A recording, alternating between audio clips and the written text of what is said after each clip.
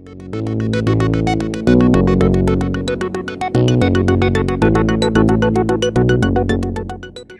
and welcome. From wherever you're watching around the world, this is Quatrina on News, and I'm Quatrina in case you didn't know.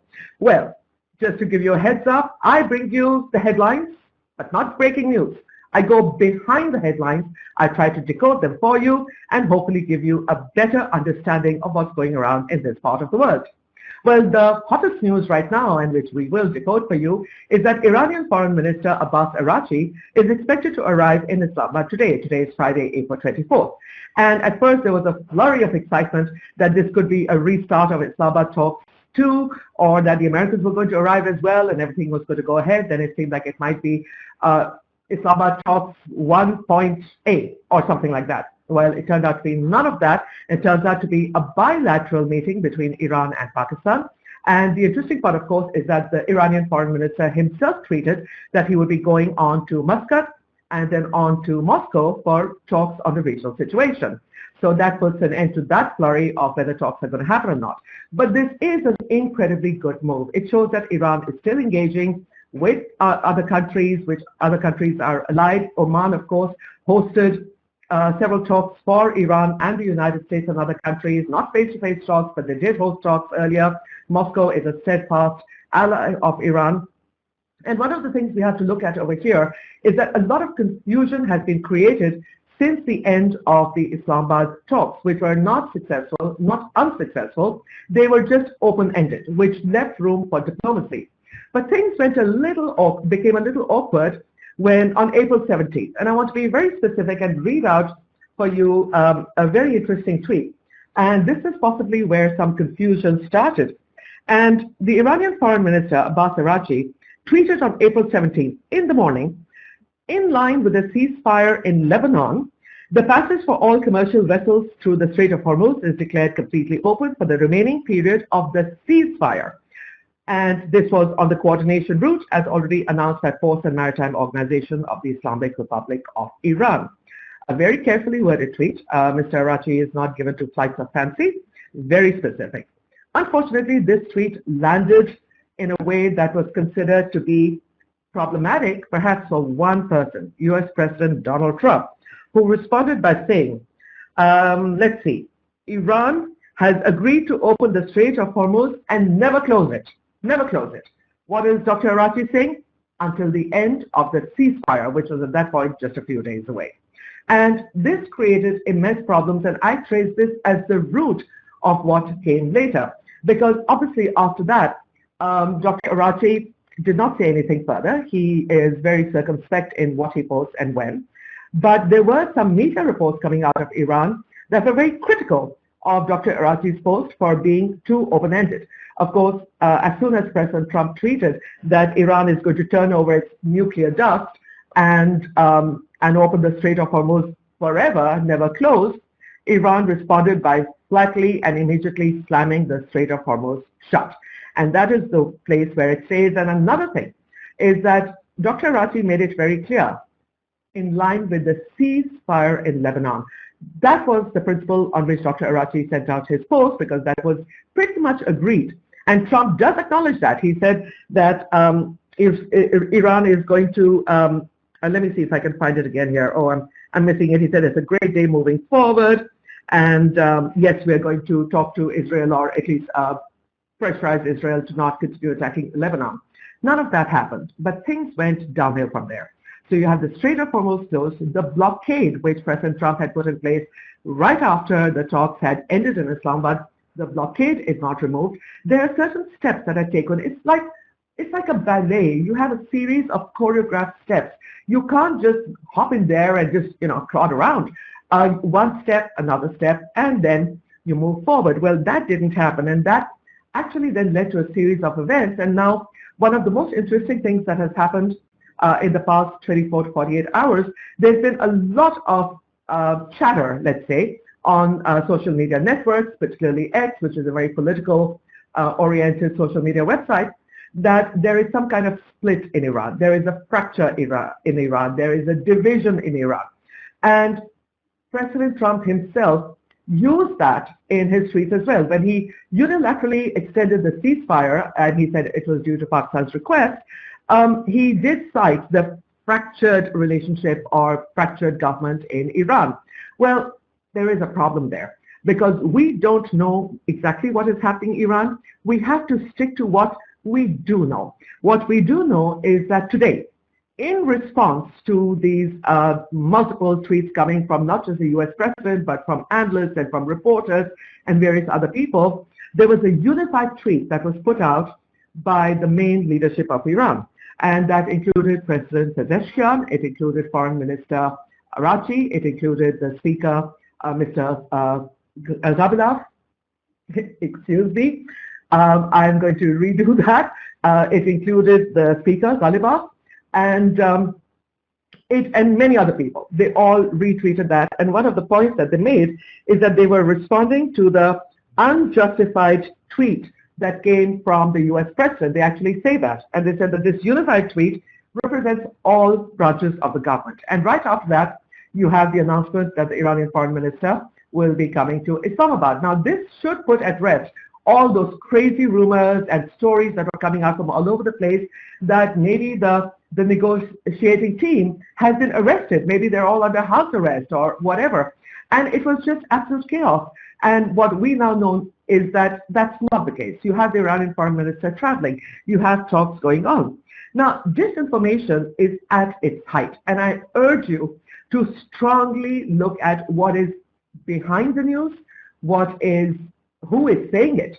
For example, one tweet erupted onto the scene saying Mr. Galibaf has resigned from the negotiating team. Now, that report originally came from Israeli 12 television, and I dismissed it at that time. But then 24 hours later, the teacup news agency, which reports on the region in general, but I don't quite know exactly who is backing them or whatever, but it's not a mainstream news channel.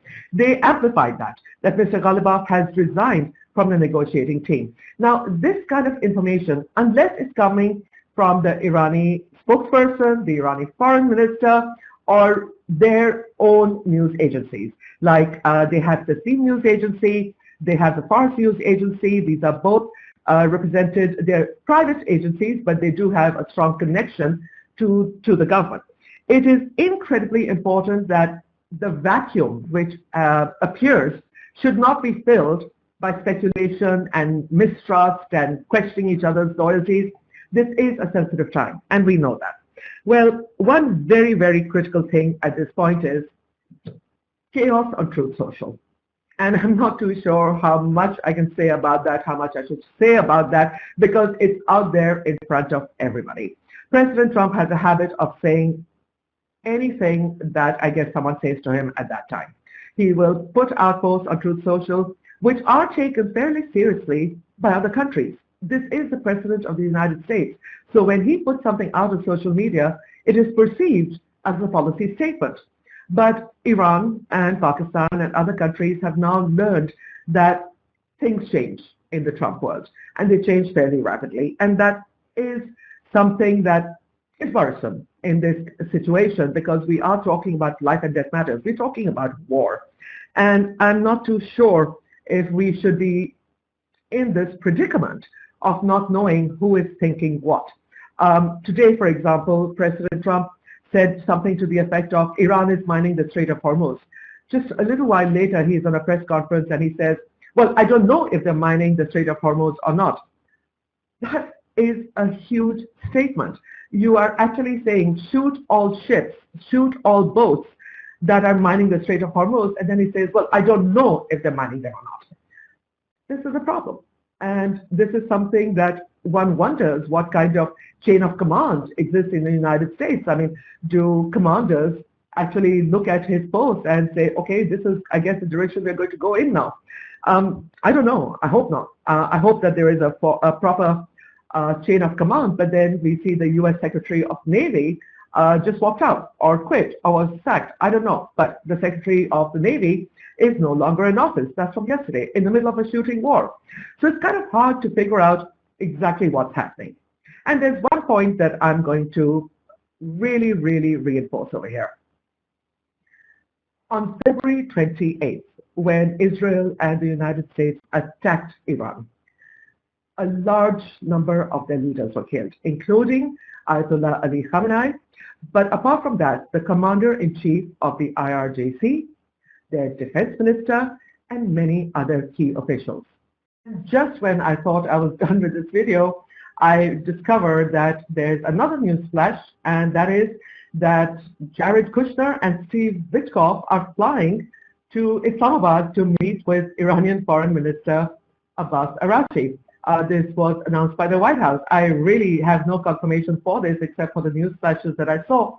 And this is just another example of how events sometimes move so fast that it's really hard to keep up on this. I have absolutely no idea if they're going to be coming here for negotiations or just to talk about a couple of things.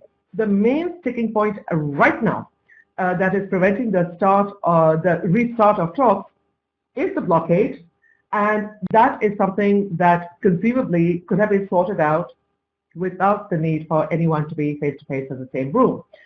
The other thing, as I have repeatedly said in all my writings and all my commentary, is that the United States needs to show some good faith gestures. Like we just discovered also that the Iranian supercargo ship, the Tuska, which was stopped and boarded by the US Marines, was actually carrying medical supplies and dialysis equipment. So I think it is important at this point that trust is a two-way street. And the US needs to show some trust in Iran before Iran is going to show any trust back. Iran has legitimate reason. They were attacked in the middle of negotiations on February 28th.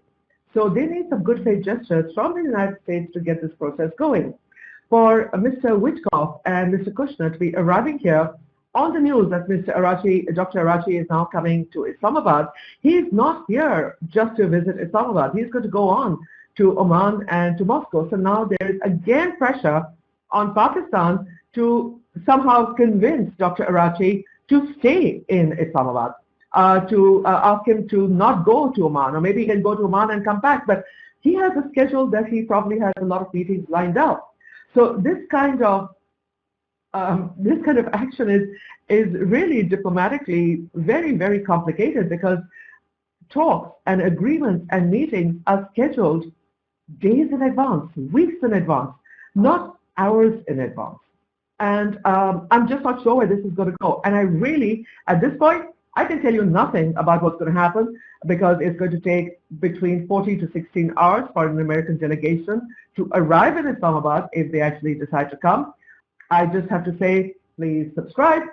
If you like the video, hit the like and share with all your friends. And that would really help me, because this is technically my first video.